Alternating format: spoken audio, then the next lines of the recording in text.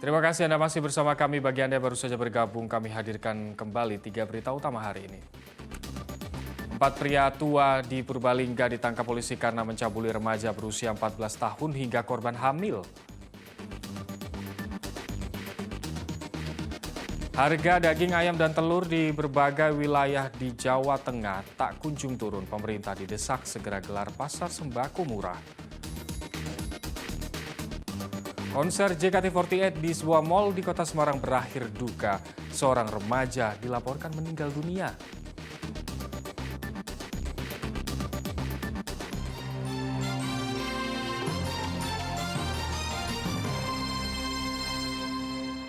Memasuki awal tahun pelajaran baru, orang tua siswa mempersiapkan semua perlengkapan sekolah. Seragam sekolah yang baru adalah salah satu yang biasa dibeli orang tua. Omset pedagang baju seragam sekolah pun naik hingga 200%.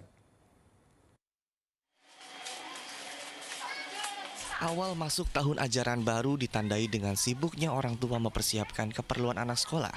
Hal ini terlihat di Pasar Johar, Kota Semarang. Pada hari terakhir masa libur sekolah, puluhan orang tua yang didominasi ibu-ibu memadati setiap lapak pedagang seragam sekolah.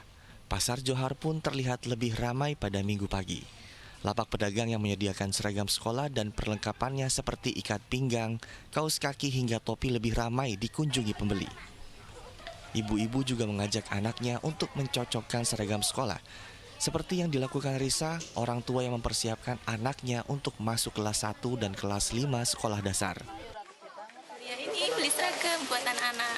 Selain seragam, perlengkapan apa lagi nih? Seragam, kaos kaki, sama kerudung buat sekolah. Buat sekolah. Iya. Maksudnya kapan sih? Besok Senin itu ya Bu ya? Iya, tanggal 17. Tentu saja hal ini menjadi berkat tersendiri bagi para pedagang. Penjualan seragam sekolah meningkat drastis hingga 200%. Gimana ini Bu? Alhamdulillah kenaikannya sangat luar biasa Mas. Bisa ditekan 200% naiknya 200% dari ya? hari biasa. 200%. Baju seragam dijual dari harga Rp120.000 hingga Rp170.000, tergantung besar kecilnya ukuran baju. Sebagian besar sekolah di Kota Semarang akan mulai pembelajaran hari pertama pada hari Senin ini. Ali Mustakfirin melaporkan dari Kota Semarang. Selain toko seragam sekolah dan perlengkapan pelajaran, toko yang banyak dikunjungi orang tua pada awal tahun pelajaran adalah toko sepeda bekas. Ya, sepeda bekas menjadi pilihan banyak orang tua untuk memberikan anaknya sepeda sebagai sarana transportasi ke sekolah. Lapak-lapak penjualan di pasar sepeda bekas Kecamatan Cilongo, Kabupaten Banyumas lebih ramai di hari-hari awal tahun ajaran baru seperti ini. Pasar ini telah lama dikenal sebagai sentra penjualan sepeda bekas dengan harga lebih terjangkau. Alasan inilah yang membuat Husnul sengaja datang ke pasar ini untuk membeli sepeda bekas. Harga sepeda baru masih dirasa terlalu mahal bagi dirinya, sementara kualitas sepeda bekas di pasar ini masih terjaga baik. Ini harganya 500 tapi lagi saya nawar ini 400 kalau boleh lah. Harganya gimana kalau sama di toko? Ya kalau di toko kan sampai 700-an. Kalau saya kan paling tinggi-tingginya 400 lah. Jenis sepeda yang diminati antara lain sepeda lipat dan sepeda jenis BMX. Menjelang tahun ajaran baru, penjualan sepeda bekas mengalami peningkatan hingga 5 tiap. BMX. Iya. Harganya 70, 760. Iya. Mahal 300. Iya. Murah. Ada berapa persen naiknya? Ya persennya 10, 15. Dulu baik sih sana, jadi gua dibubur. Ya naik. Harga sepeda bekas di pasar ini tergolong murah. Mulai dari harga Rp70.000, Rp200.000 hingga paling mahal Rp700.000 per unit. Mardianto melaporkan dari Banyumas. Seorang remaja belia di Pekalongan mengalami ruda paksa atau diperkosa oleh 5 orang pemuda. Korban ditinggalkan begitu saja dalam keadaan trauma. Sebelum diperkosa, sang remaja dicekoki minuman keras. Polisi telah menahan para pelaku. 4 pemuda ini Jumat malam ditahan di Satreskrim Polres Pekalongan Kota. Polisi menahan keempat pemuda dengan tuduhan melakukan kasus pemerkosaan. Korbannya adalah seorang remaja putri berusia 15 tahun yang dikenal melalui media sosial. Keempat pemuda mencekoki korban dengan minuman keras hingga mabuk berat. Dalam keadaan tidak berdaya, para pelaku melakukan ruda paksa pada korban secara bergiliran. Usai melakukan perbuatan keji, korbannya ditinggalkan begitu saja di pinggir pantai kota Pekalongan. Korban ditemukan oleh warga dalam kondisi trauma pada Jumat petang. Awalnya tuh dia main, terus nggak pulang selama sehari semalam.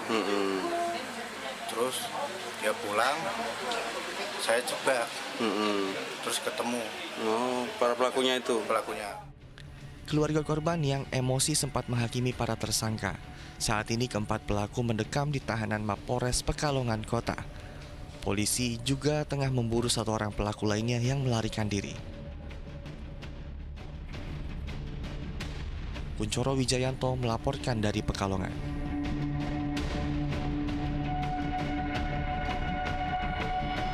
Seorang remaja berusia 17 tahun, Ahmad Arsyad Diski, meninggal di tengah konser JKT48 yang dilakukan di Mall Tentrem Kota Semarang. Sang remaja yang dikenal sebagai atlet Kempo diketahui tidak mempunyai riwayat sakit yang serius. Polisi tengah melakukan pengusutan. Video amatir dari penonton merekam saat Ahmad Arsyad Diski, 17 tahun warga Banyumanik, Kota Semarang, tiba-tiba terjatuh dan tidak sadarkan diri. Korban pingsan saat menyaksikan konser JKT48 di Mall Tentrem Semarang. Beberapa orang mengangkat dan membawa korban keluar dari tengah penonton.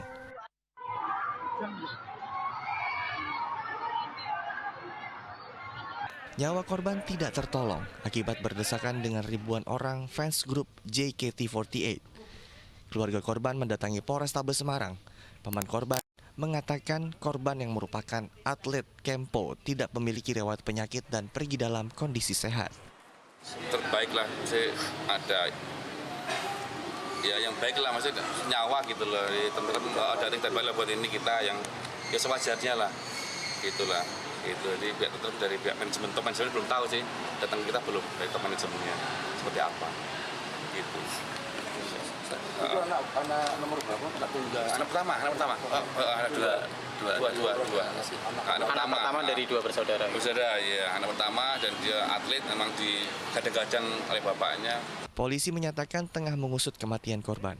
Apalagi pihak penyelenggara konser ternyata tidak mengurus izin pada kepolisian. Diduga jumlah penonton juga melebihi kapasitas tempat konser. Untuk pelanggaran sejauh ini yang kita temukan bahwa terhadap kegiatan ini masih belum mendapatkan izin. Nah, untuk pelanggaran ini, terus kalau untuk informasi adanya kapasitas dari yang seharusnya 1.000 ternyata melampaui, tapi masih kita dalami lagi. Manajemen Mall Tentrem Semarang yang menjadi tempat penyelenggaraan konser melayat ke rumah duka Ahmad Arsyad Diski di kawasan Banyumanik, Semarang. Pengelola mall menyebutkan saat terjadi insiden korban pingsan, petugas sempat memberikan pertolongan pertama termasuk pemberian oksigen.